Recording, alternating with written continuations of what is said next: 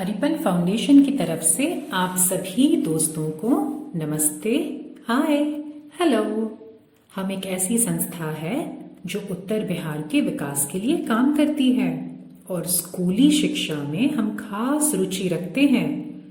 आप जैसे नन्हे दोस्त खूब पढ़े, पढ़ाई और ज्ञान संवर्धन का आनंद ले, ये हमारी मनोकामना है। आप सब जानते ही हैं, वर्तमान में हम कोरोना जैसी महामारी से जूझ रहे हैं। इस महामारी ने कितना कुछ बदल दिया है ना।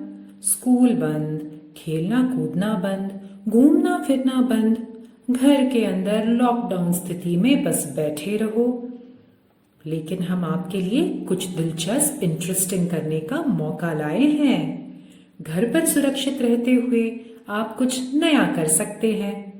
क्या आप तैयार हैं?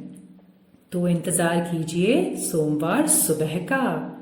एक सिंपल सी गतिविधि आपके फोन पर होगी जिसका विषय होगा कचरा।